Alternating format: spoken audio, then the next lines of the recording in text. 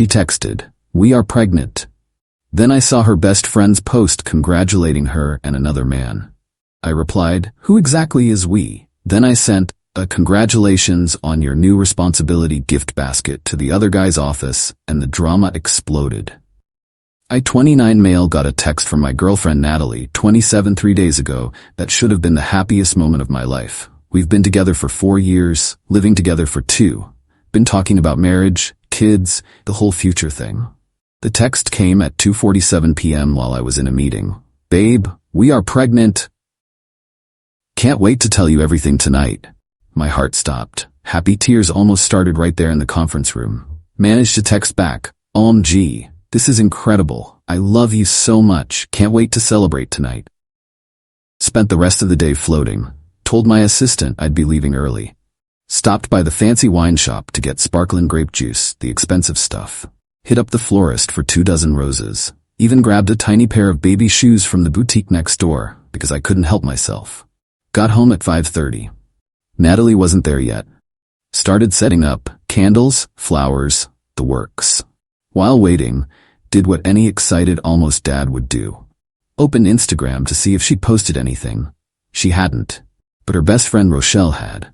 The post was from 2 hours ago. A picture of Natalie with some guy I recognized, Garrett, from her CrossFit gym. She's holding up a pregnancy test. He's got his hand on her stomach, both grinning like idiots. Caption, "So beyond happy for these two. Secret's finally out. Baby Morrison coming next summer."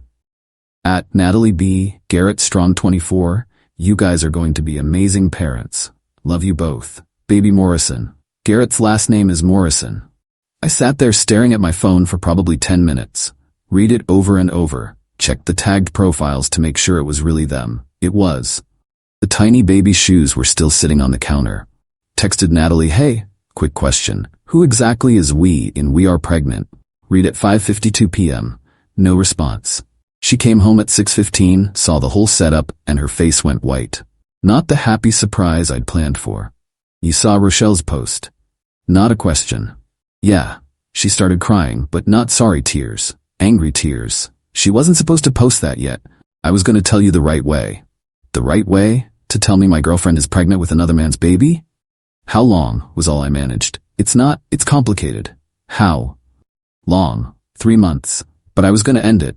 I swear, it just happened. 3 months. We'd been planning our vacation to Spain during those 3 months. She'd been telling me she loved me every night for 3 months while screwing Garrett at the gym. I asked her to leave. She refused. Said it was her apartment too. It's not. Lease is in my name. She just pays me half the rent. Said we need to talk about this like adults. Fine, let's be adults. Are you keeping it? Yes. Does Garrett know? Yes. He's excited. Are you leaving me for him? This is where it got interesting. No, I love you. This was just a mistake. Garrett's not, he's not you. You're the one I want to build a life with. I laughed. Couldn't help it. But you're having his baby. We can make this work.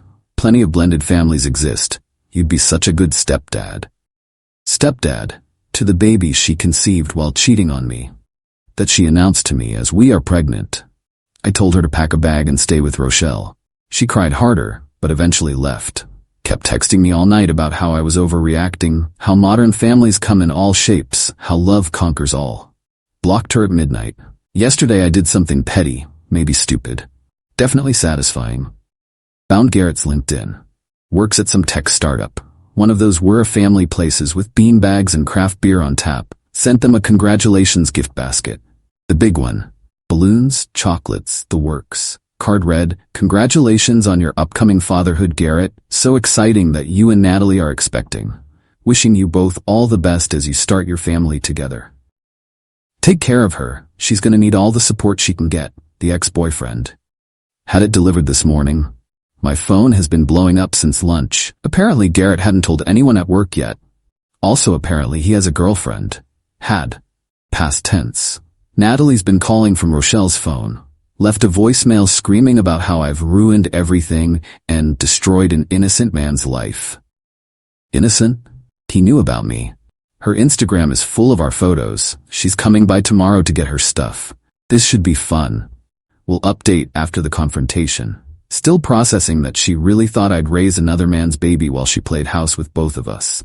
Update 1, holy hell, the entitlement is off the charts. So Natalie came to get her stuff yesterday, but not alone. She brought a whole crew, Rochelle, her mother Sandra, and, plot twist, Garrett. They showed up at 10 a.m. I'd already packed her things, everything in labeled boxes by the door. Was planning a quick handoff. Instead, got a full intervention. Sandra started immediately. Now, sweetie, I know you're hurt, but throwing away 4 years over a little mistake? That's not the man I know. A little mistake. Getting pregnant by another man is a little mistake. I stayed calm. Sandra, she can take her boxes and go. This isn't a discussion. That's when Garrett stepped forward. This walking CrossFit cliché in his gym branded everything. Bro, we need to talk man to man. Bro? Really? Actually, we don't. Take the boxes. Leave. Look, I get it. You're pissed. But Nat and I, it wasn't serious. Just physical. She loves you, dude. I'm not trying to take your girl. You already did, plus put a baby in her. Congratulations, by the way. How'd your girlfriend take the news? His face got red. That was messed up, man. She left me, lost my job too. They said the drama was disruptive to company culture. Wait, he lost his job? You sent that basket to my workplace. HR got involved, said I'd been inappropriate with the receptionist who signed for it because she was asking questions. I almost laughed. So you were inappropriate with multiple women at work? That's not, you twisted everything. Natalie jumped in. See what you did? You didn't just hurt me. You hurt Garrett. He's unemployed now. He needs this job for the baby. Good thing that's not my problem anymore. Sandra's turn. How can you be so heartless? My daughter made one mistake. She came to you with joy about becoming a mother and you threw her out. She came to me pretending I was the father. That's not joy, that's manipulation. Rochelle, who'd been quiet, finally spoke. She was going to tell you the truth eventually. She just wanted to see if you'd step up first. Test. It was a test. She wanted to see if I'd step up to raise another man's child without knowing it. To see if you really loved her unconditionally. The apartment hallway wasn't the place for this. I started moving boxes out. They kept talking. Natalie grabbed my arm. Please. I'll do anything. Counseling, therapy, whatever you need. Just don't throw us away. Us? Me and you. What we have. We don't have anything. You made sure of that when you spent 3 months with Garrett. It was just sex. You're the one I want to marry. Garrett made a sound. Apparently he didn't know about the marriage part. You told me you loved me, he said to Natalie. I do, but differently. You're my passion. He's my stability. Stability. I'm stability. Like a savings account or a good insurance policy. Sandra tried again. Think about the baby. It needs a stable home. 2 incomes. You make good money, sweetie. Garrett's between jobs. Natalie's part-time at the boutique doesn't cover much. You could provide. Stop. Are you seriously asking me to financially support Natalie and Garrett's baby? Not support. Just help. Until Garrett finds work, for the baby's sake. The audacity. They wanted me to bankroll their love child. No, you're being selfish, Natalie screamed. I gave you 4 years, 4 years, and you're throwing me out over one mistake? While I'm pregnant? You're not homeless. You have Garrett. Oh wait, he's unemployed. You have your mom, Rochelle. Figure it out. More yelling. Neighbors started peeking out. I kept loading boxes, finally got everything out. Natalie was sobbing. Garrett looked uncomfortable. Sandra was calling me names I won't repeat. Rochelle was filming everything for some reason. As they were leaving, Natalie turned back. You'll regret this. When you're alone and I have a beautiful family, you'll see what you threw away. I threw away nothing. You threw away everything. Good luck. Last night, got a text from an unknown number. Garrett. Hey man, weird situation, but can I ask you something? Did she ever cheat before? Just wondering what I'm getting into here. I didn't respond, but the fact that he's already questioning her tells me everything. This morning, woke up to 47 Facebook notifications. Rochelle posted her video. Edited, of course. Shows me being cold and heartless to a pregnant woman. Cut out all context. The comments are wild. Half calling me trash, half asking what the full story is. I haven't responded, but I did make one post, a screenshot of Rochelle's original congratulations post about baby Morrison. Tagged everyone who commented on her video. The tide turned pretty quick after that. Going to look at changing my locks today. Feel like this isn't over. Update 2. Called it. It wasn't over. The Facebook drama died down after people realized Natalie was pregnant by another man. Even her supporters couldn't spin that. But the real-world drama? That escalated. First, the financial harassment started. Texts from Natalie about our bills. Apparently, she'd been putting her car insurance, phone bill, and credit card payments on autopay from my account for 2 years. Never noticed, because it all came out the same day as utilities and rent. Canceled everything immediately. Total? $473 a month I'd been covering without realizing.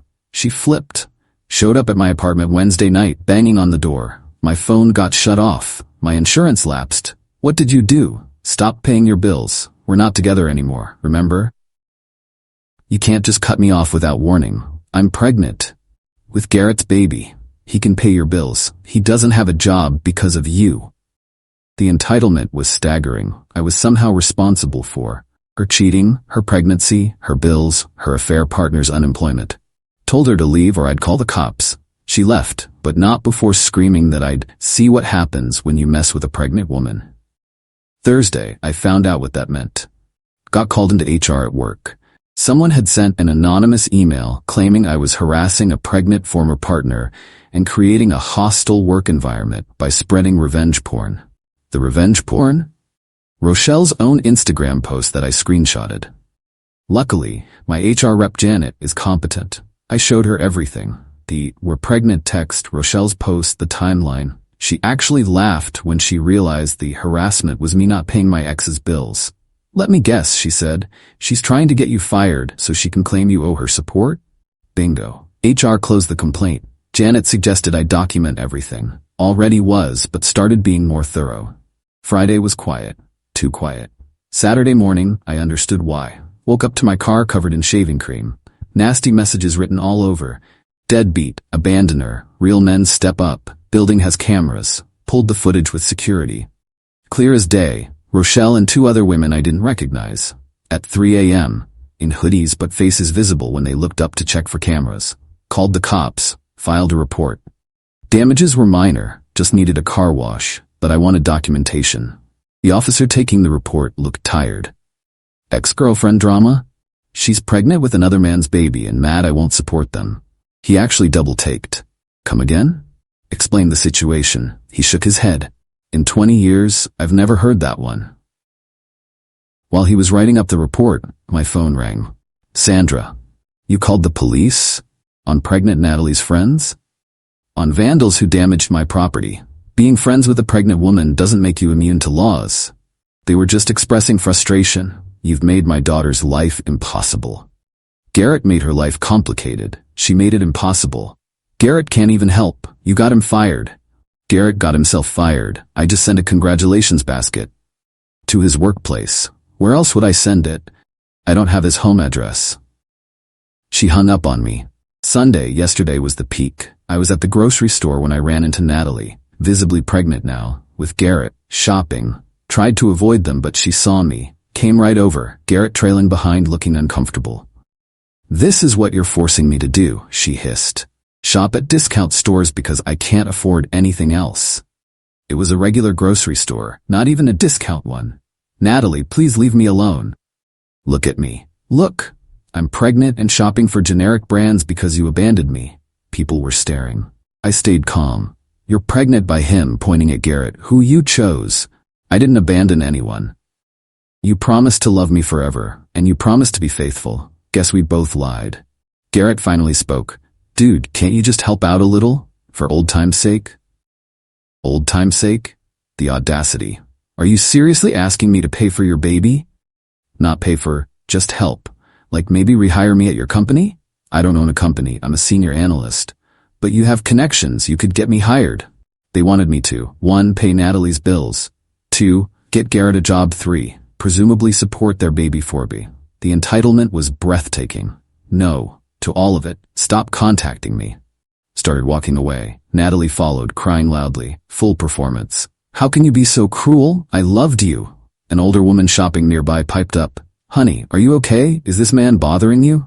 Natalie saw her chance. He abandoned me while pregnant. I turned to the woman. She's pregnant by that man, pointing at Garrett. She cheated. I left. Now they want money. The woman looked at Natalie, at Garrett, at me. Then said to Natalie, "Sweetheart, you made your bed. Let the man shop in peace." Natalie's face was priceless. Left the store without finishing my shopping. Went to a different one across town. Last night got a long email from Natalie. Highlights: I'm emotionally abusive for not supporting her. I'm financially manipulating her by canceling bills. I'm ruining an innocent child's life. She's considering legal options. If I come to my senses, she's willing to forgive. She's willing to forgive me. Forwarded it all to my lawyer friend Marcus. His response: "LOL. She has no case. Keep documenting. Maybe consider a restraining order if this escalates." This morning, woke up to a text from my mom. Natalie had somehow gotten her number and called her. Tried to get my mother on her side. Mom's response to her: "You cheated on my son and got pregnant by another man. What exactly do you want me to say to him?" Apparently Natalie hung up crying. Mom to me: "I never liked her anyway. Too much vocal fry." So that's where we are. My ex is pregnant by her affair partner. They both want me to fund their life, and they're escalating because I won't. Next step is probably the restraining order. We'll update if anything else happens. But honestly, every time they pull something, I'm more convinced I dodged a bullet. Imagine if I'd married her before finding out who she really was. Final update. This is likely my last update because I'm done with this circus and taking legal steps to ensure it stays that way. After my last post, things went quiet for about a week. Should have known it was the calm before the storm. The first sign of trouble was a letter from a lawyer. Not a good lawyer, the kind that advertises on bus benches. Natalie was exploring her options regarding financial support given the length of relationship and established precedent of fiscal responsibility. Basically, she wanted palimony in a state that doesn't recognize palimony. Marcus laughed for 5 solid minutes when I showed him. Sent back a formal pound sand letter with legal precedents showing she had zero case. That's when the real crazy started. Natalie and Garrett showed up at my workplace, inside the building. Somehow talked their way past security. I was coming back from lunch and there they were in the lobby. Natalie crying loudly about being abandoned while pregnant to anyone who'd listen. Security was already moving toward them when I arrived. I just pointed and said, "Those two are trespassing. Please remove them." The scene Natalie made while being escorted out was Oscar-worthy. Garrett tried to slip me an envelope during the chaos. Security took it instead. It was a payment plan for me to contribute to prenatal care. They wanted $500 a month for another man's baby. My company's head of security, Mike, pulled me aside after. "Get a restraining order. Now, this won't stop." He was right. That night, around 11 p.m., my doorbell camera started going nuts. Garrett was there, clearly drunk, yelling about man stuff and stepping up and how I needed to take responsibility for another man's baby. I called the cops. He was gone before they arrived, but I had the footage, added it to my restraining order file. The next day, got a call from my landlord. Someone had called claiming I was running a drug operation out of my apartment. Anonymous tip, of course. Landlord knew it was BS but had to check.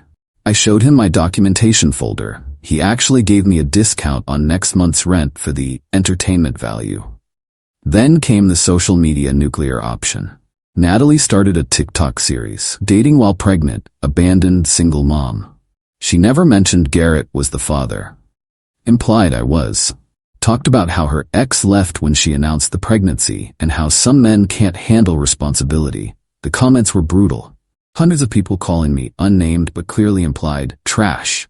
Some eagle-eyed viewers noticed Garrett in the background of one video and started asking questions. She deleted those comments. One comment she couldn't delete was from Garrett's ex-girlfriend, Ashley. "Girl, you got pregnant by my boyfriend while you both had partners. Stop playing victim." The video went differently after that. But the final straw came last Monday. I got home to find an envelope under my door. Inside were ultrasound photos and a note. "Your last chance to be part of something beautiful. Don't let pride ruin 3 lives. N. 3 lives. Her, Garrett, and baby. Not mine." That's when I knew this would never stop. They genuinely believed I should fund their family. Tuesday morning, filed for a restraining order. Had enough documentation to wallpaper my apartment. Judge granted it immediately. Both Natalie and Garrett are prohibited from contacting me directly or indirectly, coming near my home or workplace. Wednesday they were served. Thursday, Rochelle texted from a new number. You got them arrested? Natalie is pregnant. They weren't arrested, they were served papers, but apparently Natalie had a meltdown so severe when served that someone called 911. Paramedics came, she refused transport, made another scene. Friday, Sandra left me a voicemail. I hope you're happy. My daughter is on bed rest from the stress you caused. That baby's health is on your conscience. The baby I didn't conceive. With the woman who cheated, that's on my conscience. Yesterday ran into a mutual friend, Derek. He looked exhausted. Dude, I'm sorry about all of it. Just wanted you to know, not everyone believes her story. Thanks. How bad is it? Bad. She's telling everyone you manipulated her into getting pregnant, then abandoned her when she needed you most. Garrett's backing her up, but he's also been on Tinder. My roommate matched with him. His bio says complicated situation but ready for something real. So Garrett's already shopping for replacement support while Natalie thinks they're building a family. Today I'm done. Restraining order is in place. Changed my phone number, deleted all social media, told HR about the order so they know to refuse any entry attempts. The entitlement never stopped. Right until the end, they genuinely believed I should. Pay for another man's baby. Support the woman who cheated on me. Fund the life of the man she cheated with. Do it all with a smile. The most insane part? They really thought I would. That's the level of delusion we're dealing with. To everyone asking why I sent the basket to Garrett's work, I don't regret it. He knew about me. He made his choices. He faced consequences. That's life. Some called me petty. Maybe. But I'd rather be petty than be a doormat raising another man's kid while being lied to. Natalie wanted to have her cake and eat it too. Keep me as the stable provider while having her passion with Garrett. When that exploded, she tried to guilt, manipulate, and harass me into compliance. She learned that actions have consequences. Garrett learned that affairs have costs. They both learned I'm not a savings account with legs. I'm moving on. Dating isn't on my radar yet. But I'm in therapy working through the betrayal. Started a new hobby, woodworking, got a promotion at work. Turns out documenting everything made me look incredibly organized to leadership. And honestly, I'm happier than I've been in years. Sometimes the best revenge isn't elaborate schemes. It's just refusing to be anyone's plan B, safety net, or wallet. Natalie's baby is due in 3 months. Not my circus, not my monkeys. Garrett's problem now. Though based on his Tinder profile, she might be a single mom after all. That's karma, not revenge. And it's not my problem. Peace out. Thanks for following this insane journey.